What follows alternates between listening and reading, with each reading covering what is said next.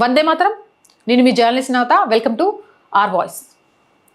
నడిచే దారుల్లో ప్లాస్టిక్, అక్కడి నుంచి గోవుల కడుపులోకి ప్లాస్టిక్, తల్లి కడుపులోని గర్భస్థ పిండ జీవ పదార్థంలో ప్లాస్టిక్, తల్లి పాలలో ప్లాస్టిక్, హిమాలయాల్లో ప్లాస్టిక్. హిమాలయాల్లో ఎక్కడి నుంచి వచ్చిందంటే ట్రెక్కింగ్ టూరిస్టుల వల్ల.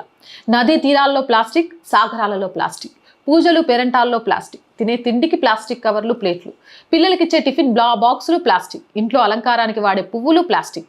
ప్లాస్టిక్ పెరిగిపోయి ఏం చేయాలో తెలియక ప్లాస్టిక్ రోడ్లు వేస్తున్నారు. మొత్తంగా ప్లాస్టిక్ భూగోళాన్ని తయారు చేసుకుంటున్నాం. ఇదంతా మనకు తెలిసిందే. అయితే ఇప్పుడు విస్తుపోయే నిజం ఏంటంటే తల్లి పిల్లలకిచ్చే పాలల్లో ప్లాస్టిక్ రేణువులు ఉన్నట్టుగా కనుక్కున్నారట.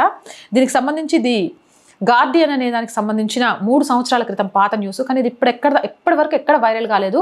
అంటే ఈ ప్లాస్టిక్ భూతానికి సంబంధించి వాస్తవాలు బయటికి రాకుండా ఎలా ఆపుతున్నారో చూడండి. శిశువులపై రసాయన కాలుష్య కారకాల వల్ల కలిగే ఆరోగ్య ప్రభావాలపై పరిశోధకులు ఆందోళన వ్యక్తం చేస్తున్నారు. మానవ తల్లి పాలలో మైక్రో ప్లాస్టిక్లను మొదటిసారిగా గుర్తించడంతో శిశువుల ఆరోగ్యంపై వాటి ప్రభావం గురించి పరిశోధకులు తీవ్ర ఆందోళన చెందుతున్నారు.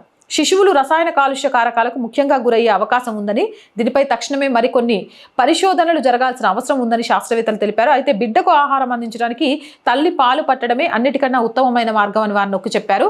అయితే తల్లి పాలు పట్టడమే ముఖ్యమైనది అని తెలిసినా కూడా తల్లి పాలలో కూడా ప్లాస్టిక్ వస్తుంది. వీళ్ళు ఊరికే చెప్పలేదు. ఇటలీలోని రోమ్లో ప్రసవించిన ఒక వారం తర్వాత 34 మంది ఆరోగ్యవంతమైన తల్లుల నుంచి తల్లిపాలు నమూనాను సేకరించి పరిశోధనలు చేస్తే అందులో 75% నమూనాలలో మైక్రో ప్లాస్టిక్లు కనుగొన్నారట.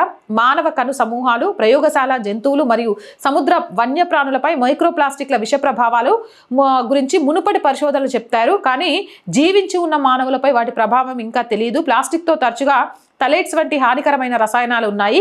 ఇవి గతంలో తల్లిపాలలో కనుగొనబడ్డాయి. ఇది ఎంత భయంకరమైంది. అంతేకాదు, మనం ఎవ్రీ ఇయర్ అట మనకు తెలియకుండానే 50,000 ప్లాస్టిక్ రేణువులను తింటున్నామట. ఇంత ప్రమాదకరమైన ప్లాస్టిక్ని ఇంకా బ్యాన్ చేయకుండా, ప్లాస్టిక్ వాడకాన్ని తగ్గించకుండా ఉంటే రేపు పిల్లలకు ఆరోగ్యాన్ని ఇవ్వలేము. ఆరోగ్యం లేనప్పుడు ఎన్ని పైసలు ఇచ్చినా కూడా దండగే. కాబట్టి ప్లాస్టిక్ని ఈ ప్రపంచం నుంచి తరిమేయడంలో మనందరం భాగస్వాములు అవుదాం. పిల్లల్ని, రేపటి భావి భారత పౌరుల్ని ఆరోగ్యవంతంగా తీర్చిదిద్దుదాం. Jai Hind, Jai Bharat. R group of channels, R voice, R political, R Sanskriti 3 ఛానల్స్ని subscribe చేయండి. కోట్ల మంది ఛానళ్ళు చూస్తున్నారు, బట్ సబ్స్క్రిప్షన్స్ మాత్రం చాలా తక్కువగా ఉన్నాయి. మీరు చేయడమే కాదు, మీ చుట్టుపక్కల వాళ్ళతో కూడా ఛానల్ సబ్స్క్రైబ్ చేయించండి. ప్రతి వీడియోని లైక్ చేయండి, షేర్ చేయండి, కామెంట్ చేయండి. అండ్ ఫస్ట్ వీక్ మళ్ళీ అడుగుతున్నాం, ఎందుకంటే మిమ్మల్ని తప్ప ఇంకెవ్వరిని అడగలేం. శాలరీస్ కానివ్వండి, ఆఫీస్ రెంట్ కానివ్వండి, ఇవి ఆర్థికంగా చాలా ఇబ్బందుల్లో ఉన్నాం. మీకు తోచిన సహాయం చేయడం ద్వారా ఈ ఛానల్ని నిలబెట్టడానికి అనుక్షణం పరిగెడుతున్న మాకు చేయూతనందించండి. సపోర్ట్ చేయాలి అంటే సబ్స్క్రిప్షన్ పక్కనే జాయిన్ అనే బటన్ ఉంది. 1 to 5 లెవెల్స్ ఉన్నాయి. ఏదో ఒక లెవెల్లో సపోర్ట్ చేయండి. లేదా స్క్రీన్ మీద గూగుల్ పే, ఫోన్పేతో పాటు అకౌంట్ డీటెయిల్స్ ఉన్నాయి. మీకు తోచిన సహాయాన్ని అందించండి. వ్యాపార ప్రకటనల కోసం 8328500576 నెంబర్ని సంప్రదించండి. జై హింద్, జై భారత్.